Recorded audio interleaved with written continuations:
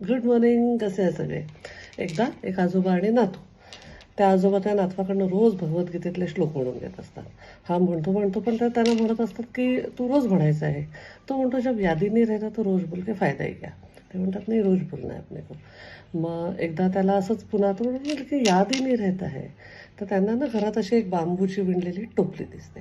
ती टोपली ते त्याला देतात, म्हणतात जा नदीवरनं पाणी भरून घेऊन ये. तो जातो छोटा मुलगा धावत धावत आणि ती टोपली भरून आणेस तर सगळं पाणी संपलेलं असतं. तो म्हणतो दादाजी पुरा पाणी नीचे गिर गया. ते म्हणतात फिर से कोशिश करू. तो पुन्हा जातो ती टोपली घेऊन, येतो, येईस तर सगळं पाणी संपलेलं असतं.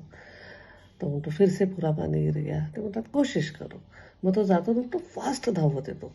फास्ट धावत आल्यावर त्याला वाटतं की थोडंसं तरी त्याच्यात पाणी राहील, पण तरी सगळं पाणी संपलेलं असतं.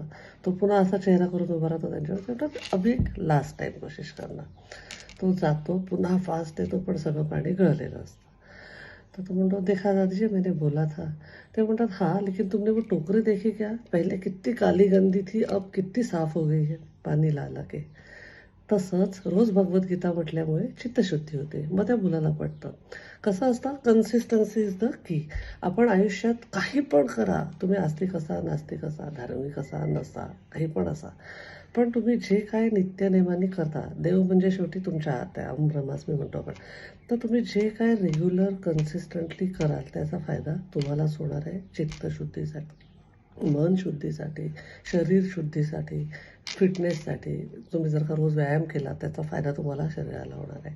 मेडिटेशन केलं, योग केला, प्राणायाम केला, जिम करा, धावायला जा, देवाचं काही करा. नित्यनेमाने रोज ठरलेल्या वेळी जे काय तुम्ही कराल त्याचा फायदा तुम्हाला नक्कीच होतो.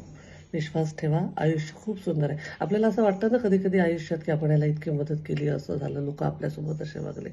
ते कोट नेहमी लक्षात ठेवायचं. जेव्हा अंधायाला दृष्टी मिळते तर सगळ्यात पहिले तो ती काठी फेकतो जिने त्याला आयुष्यभर साथ दिलेली असते. त्याच्यामुळे लोक आपल्याशी असे का वागतात हे सगळे विचार आपले क्लिअर होत जातात जेव्हा तुम्ही अशा गोष्टी करत जाता.